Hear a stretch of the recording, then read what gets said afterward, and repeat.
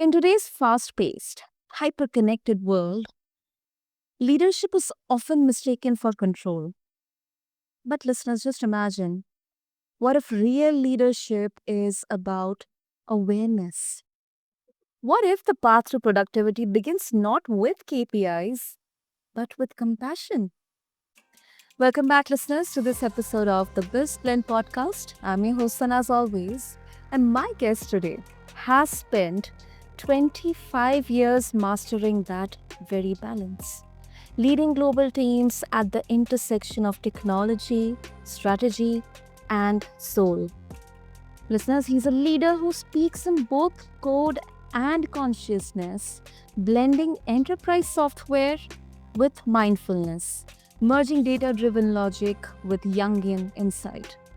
So, today we are going to explore what it really means to lead with both precision and presence, and how emotional intelligence, mindfulness, and balanced living can transform not just how we work, but who we are while we work. So, listeners, meet my incredible guest, John Brazier. So, John, welcome to the show, and I'm really, really happy and honored to have you here with us. Thank you very much. That's a great introduction, and I'm very humble. Thank you. Thank you. Thank you so much, John. Um, okay, before we talk about mental health, mindfulness, something which I am very curious to understand, John. Um, you know, we are going to talk about balanced living and leadership. And now, connected with this, often in many of my conversations, um, there's something people say work-life balance. Do you think that it is possible to achieve balanced living, or it can be messy? I mean, it is not everyone's cup of tea. What exactly, how would you define balanced living? So that's a big question, but yeah. Yeah, work-life balance has been a kind of a term um, used, especially after COVID, right? When everybody was working from home. Prior to that, work-life balance really wasn't a big term being used because you show up to work at 9, leave at 5, and what you do after that is up to you. When people started working from home 24/7, right? Um, it became it became critical that leaders focus on acknowledge that there's a need to balance work with your family life, your home life, because working from home, um, statistics have shown people work longer, more hours. Um, right, meeting times are all over the board because it's so easy to just go in and pop open the laptop and get to work. So there's definitely a there's a work life balance that must be defined and defined as clearly as possible. It's too easy to work all day. It's just Yeah, too easy. true. And the kind of tricky part is that, it's kind of taken as a badge of honor or some accomplishment. The more you work, the harder you work, and the better you are as a contributor. But Correct. I've seen multiple examples contradicting this very belief. Well, what you just said is I always that's how I thought. I thought, hey, if I work hard, if I put in extra hours to get things done and take on more responsibility, I'll succeed and I'll move up. And then I was laid off. So it's a very common thought. It logically it makes sense, but does not work that way in the business world. Just does not. The more work you put in does not equate to more promotions, more money, what we would typically think. Yeah. Um, that's firsthand knowledge, right? um, yeah, I went down that path. I'd work every Saturday morning and Sunday morning for a couple of hours because I got up early, and I always thought in the back of my head, this will help me, but no, it didn't. All it did was it took away that the life part of the work-life balance. I thought I was balanced pretty well, but I wasn't. I was pushing myself to do more and to get better, which is great, but the expectation that that's gonna come with some reward is false. Exactly. 100, I don't know, I mean, infinite percentage, because exactly that's what happened. When you kind of raise the bar on expectations, um, and life is unpredictable. Any, and people say that, you should always keep your personal and professional lives separate. But Mhm. from my experience, I mean, I don't know whether it's my incapability, or maybe I'm not skilled at that. I couldn't do that. Things which happened in the personal life, they always have been affecting professionally as well. And it, And vice versa. yeah, yeah. And It goes both ways. You're right. it's both ways, and it can affect your output. And once you start going down that rabbit hole, um, it's like, everybody will question your um existence in the company or in the team. Uh, Your loyalty Well, and your yeah, your capabilities, uh, and your willingness, right? You have a death in your family, and something like that can't there is no way it can't impact your work.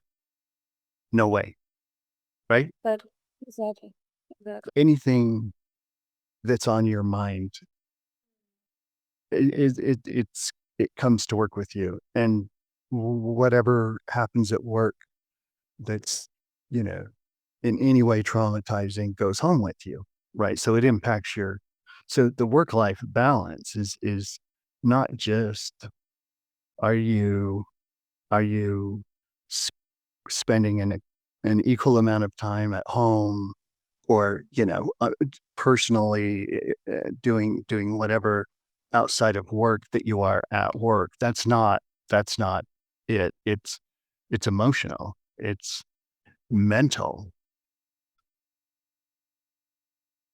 So many leaders lead with their ego.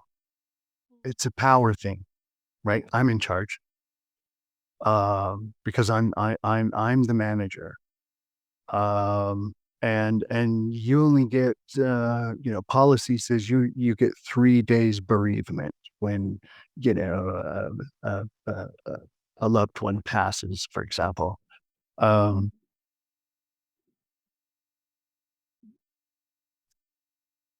the leadership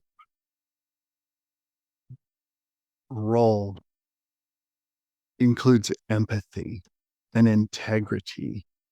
Yeah. Emotional intelligence is it encompasses a lot of these types of terms, but when it comes down to it, it's about treating human beings exactly like they should be treated, no different than you would want to be treated. And that work-life balance, from a manager's point of view, where empathy is not a tool that the manager, the leader is using, the impact on the individual contributor is it's massive. I'm kind of all over the place with this, but it just it it it comes down to prioritizing teams as humans. It's if your home life is not well, you won't produce the highest quality deliverable on time. True. It's impossible. But if everything's good at home, everything's good at work. It just balance. That's the balance. It's enabling leaders need to enable their teams to go through what they need to go through at home. Otherwise, they simply, if we're going to look at KPI, right? If we're going to look at production and output, that's how you get it. And that comes secondary. If you put the people first and and really show them how valuable they are, Mm. the by prioritizing their home life requirements, um, it, that's how it works. It unfortunately, we throw business or work into the mix of relationships, and it changes things because we have rules, we have regulations, we have policies, we have procedures. You only get how many sick days, you only get how many bereavement days, depending on the closeness of, say, a relative that has passed. There are hard and fast rules, and leaders have to stand by those. Unfortunately, it it it it kills productivity. It can kill a whole relationship. It can kill a whole team dynamic. Um, Prioritizing the team and the individuals over the leader's self is paramount. That shows the value that I value you, not just you, but you and your world outside of this job, your family. This is where I was very successful with my team because I didn't stick to all of the policies and the rules. It was by individual. I had, inside of 5 years, I had 5 people lose a parent, 6, including me, all within within a 5-year period. And each individual took it and grieves differently. Uh, there are different traditions. My whole team was in India, every one of them. I'm in the United States. I, years ago, started studying the culture because I wanted to better relate with these other human beings that I'm working with. When so each of them, one, um, you know, a parent had passed, but she was back to work in 2 days. And I was like, "What are you doing? Why are you back to work?" Well, that's what she needed to do to grieve. Work. Kept her mind off it. Whatever she wanted. Others took, 5, 10 days. And by, you know, by here's the empathy. W- How would I feel? What would I want? Well, I love the idea of everybody grieves differently for different amount of times.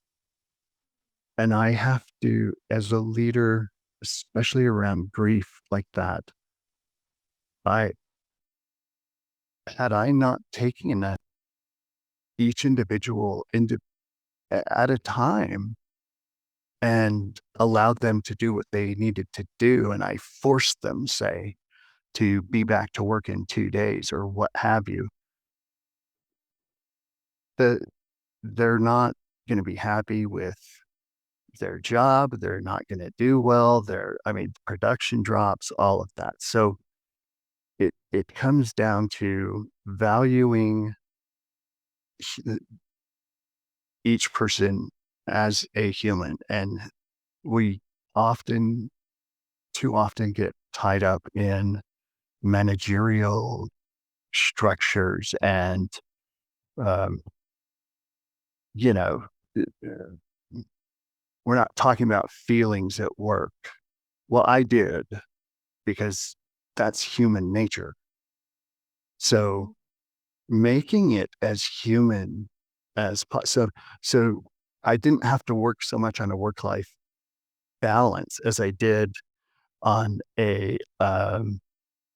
um, a work personal life dance. Yeah, everything was choreographed based on each individual and what they needed. Then I think that so much makes sense. And I also think that, this is a huge misconception, especially when it comes to empathy or emotional intelligence, that, these are all soft skills and it makes a leader weak, because a leader is is assumed to be always strong and, have all the answers to and solutions to all things. But on the flip side, I also believe that yes, as a leader, we need to have that mental strength in order to find, or at least acknowledge and try to work out around a solution of the problem, or to at least face that challenge or adversity. Mhm. But what would you say to the skeptics, or maybe listeners who are actually in the leadership position, or they believe that, a leader should always be very strong-willed and, aggressive. There's no place for such, soft skills or Yeah, emotions. right. You're correct. There's um, there there is a perception that what we're talking about here is a weakness in leadership. What's misunderstood is what the leader gets back in return by leading with empathy, vulnerability, compassion.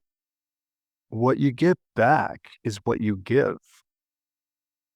Um, Here's something that I always told my team. Um, I'm your 500-pound gorilla. If you have a problem that you can't resolve, I will help you. That's my job. Um,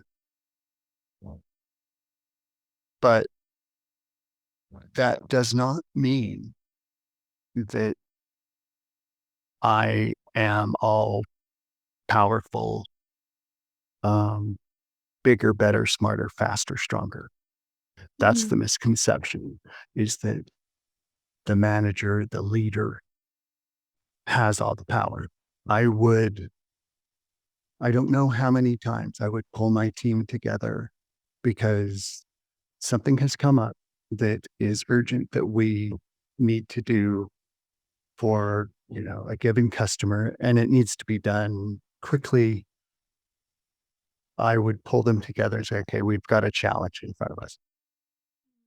Here's what the challenge is. Now, I I would say, you all know I am not the smartest in this room. I'm not the smartest on this call. I need everybody's brain. Um, that is, again, showing the value that you have in your team. Um, it's rare that, in my opinion, that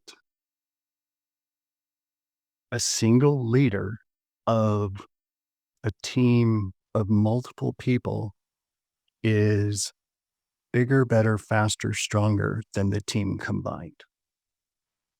I just don't believe that. The leader is there to be a 500-pound gorilla when there's a problem. The objective, of course, is to keep everybody at the highest performing capacity possible, delivering on time, highest quality. In order to do that, I needed to. There are times where a leader needs to step in and take control of uh, uh, any given situation, say where there's conflict between somebody on your team and a counterpart in a different department that they have to work with every day. Say, a technical writer and a product manager, and the technical writer is struggling every day because the product manager is difficult to work with. And so how do we resolve that? If the individual on your team could resolve it, they would have, but they're talking to you about it because they can't resolve it. So I'm going to help you in whatever is the proper way. Maybe I'm going to talk to their manager. Maybe I'm going to talk to my own manager. But then that same 500-pound gorilla also has empathy and there's no danger. It's always a safe space with your manager, because if it's not, then you're not going to get the truth of any given situation. If there's fear that their manager's going to yell at them or otherwise, punish them in some form or fashion, um, emotionally or by, taking away a bonus or what have you, there's no guarantee or even the chances of them being honest at all times. Okay. It goes away, it drops, right? Because they're in fear. So I'm going to try and cover this up so that I don't get punished or what have you. So ensuring that safe space and always empathetic with value behind it. You can still do your job. There are times I've had to have those difficult talks. And although it seems as though, you know, difficult conversations about where somebody needs to improve, that, you need to be have this attitude and I'm in charge kind of. But that's where it's most important to have that empathy and to present those difficult discussions with a sense of vulnerability in yourself, that because it comes across. Um, if somebody says, "Hey, you need to you need to improve your writing skills in this way over here, or I'm going to take this project away from you." Um, versus let's have a discussion about effective writing. and giving examples and leading towards this is what you need to work on, but getting that enthusiasm into them will almost always guarantee the outcome that the leader's looking for. But to go into anything with a that puts people in any state of fear. Oh my gosh, my manager wants to talk to me first thing in the morning.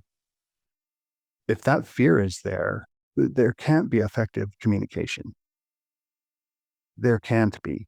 So so it was always it's imperative that the team trusts that you're not coming after them, with ill intent, right? We're going to help. We need to help each other to be better.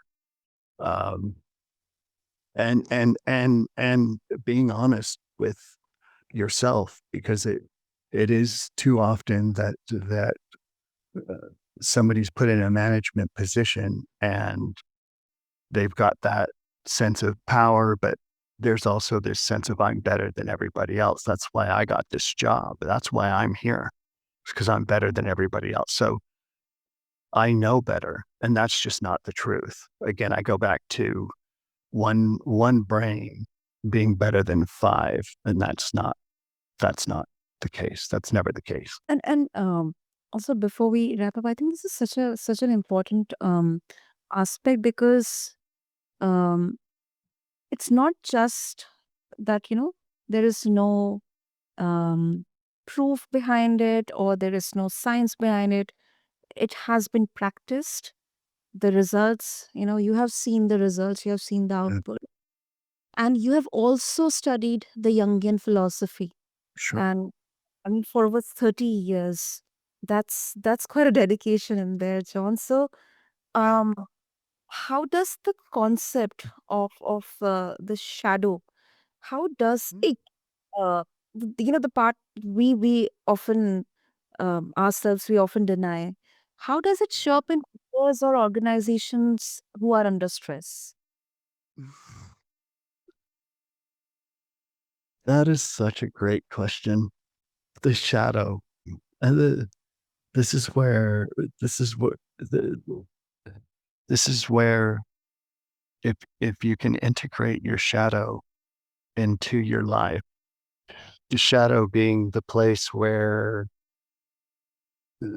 we store everything that society says is bad. Mm. And we shouldn't be this way or that way, and yet we are. That's in our shadow, right? The persona is what we show people. You're you're speaking to my persona, right? This is what I want people to how I want people to see me and think of me. But behind that, in the shadow, are, for example, you know, I didn't stick to the policies when it came to highly emotional, impactful life conditions that happen to everybody. The Where the shadow comes out is, I think, it's when it's kind of invited out as a new manager, because again, there's that feeling, that thought of I'm bigger, better, faster, stronger. I hold the power card. I'm in charge. All of that is shadow, right? Because I mean, you don't act like that when in normal society. Then you won't have any friends, right? I mean, but yet for some reason it comes out in business because the perception is that it's acceptable for a manager to say use fear or become angry. Um, that's that's the shadow coming through, and it it it comes through in a work situation more. The shadow side is more acceptable. Therefore, it's seen more in business in these high pressure situations because if we got to get something done by the end of this week, if my team doesn't get it done, it's not my team that's going to be reprimanded. It's me. Exactly. So now I've got a fear that I'm going to get it if my team doesn't do this right. So I'm going to project my shadow onto my team. Just it comes out, especially in those times of fear or or or pressure. And the team's production, it's you know my my manager isn't going to be questioning me about why these three people on my team weren't able to get it done. They just want to know from me. It's all on me. So to get the team to do what they need to do to avoid me being reprimanded or punished, that's where I'll project my shadow. And I say that like that's normally where it comes out. Being aware of all that from all the Mm. years that I've studied Jungian, Carl Jung, and the shadow and integrating the shadow, I knew better, right? So when I got in the position in 2007 to be a manager, I knew right away that that that if I did not if I was not aware of my own shadow projection, I would not be successful because the team would not stay together. Shadow projection, that's where, again, people leave their managers. They don't leave the company for many other reasons except their manager. And it's typically the shadow projection that's got them because in their personal life, managers are just normal people. They're nice, they're kind, they're thoughtful, they're all the things. But in a work situation, especially where there's a fear involved or the possibility of something that's going to happen to me, naturally the shadow is going to be projected, and it's never projected up, right? I'm not going to project my shadow on my boss, but yeah, so it gets projected onto the team, and the awareness of your own shadow is extremely important. Makes sense. That absolutely makes sense.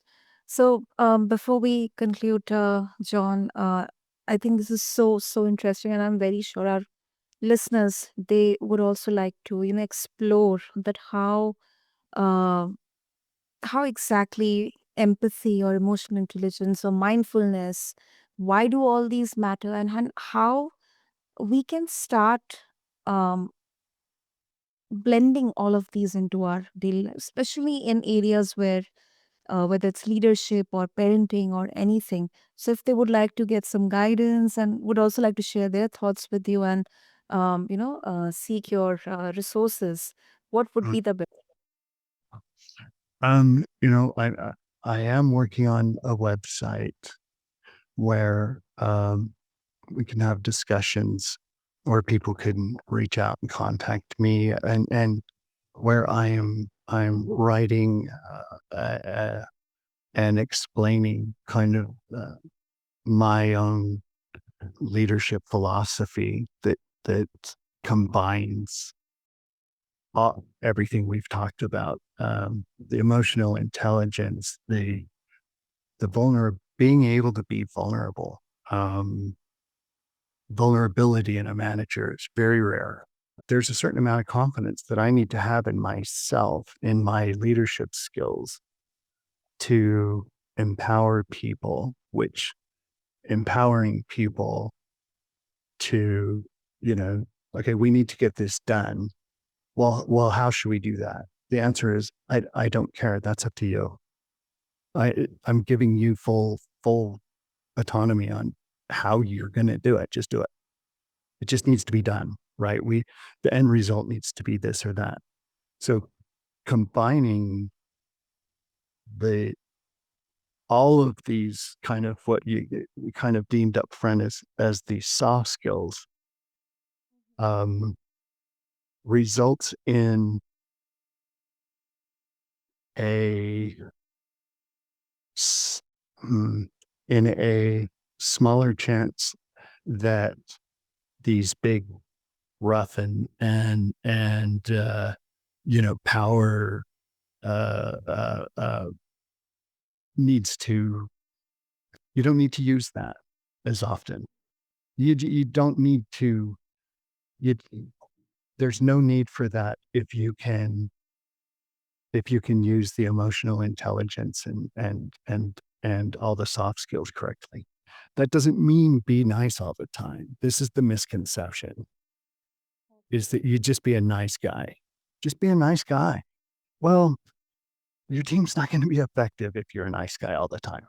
Uh, so so combining, and here's where the awareness of your own shadow and where it can help you, where because there are times people make mistakes. People do things in a way that they've been taught not to do. There are a million reasons why, you know, you would have to have a conversation with somebody to over their performance. I love this term. It's all in the delivery. It's how you do it. It's how you bring awareness to the situation. Um, and to walk away from a meeting where you're telling somebody, look, you're doing this wrong. You need to change. This isn't going to work. You, you, you're making too many mistakes. If you can walk away from a meeting like that, where your direct report is enthusiastic about moving forward, you've used all those soft skills correctly. Yeah. Because think about it. It's if I just come at you and I just start, straight in on, okay, this is not going to work. The way that you're right, you're instantly in going to be psychologically in a state of fear. Oh my God, I'm in trouble. My boss is mad at me, and it'll last for weeks. You'll ruminate and ruminate about that. But if you can go in with empathy and integrity, empathy being put yourself in their shoes, right? That's the ability. If I can put myself in their shoes, how would I want this addressed to me? Well, I would like it addressed to me in, at minimum, a calm fashion. That's how I'm going to do it. Um, Treat others as you want to be treated. That's kind of everything wrapped up. Is how would you want to be treated? Just because you're a manager doesn't make you any more superhuman than anybody else. You're you're you're still just a human. Great, great. Uh, John, I think this was such a reflective and very, very profound look into mental health, emotional intelligence. I think it's such an important part of leadership. And Mhm. thank you so much for blending the ancient and the modern so seamlessly. That's I think what I can take away from here on for actually showing us that leadership isn't about hierarchy, but it's about harmony. It's about people. It is about people. And if you want a highly effective and efficient team to deliver the highest quality deliverable on time, treat them as humans and nothing less. Okay. So, to all my listeners, thank you so much for tuning in to this episode of BizBlend. I'm your host, Sana, reminding all of you that the best leaders don't just build teams, they build awareness. Until next time, breathe between the meetings. Thank you.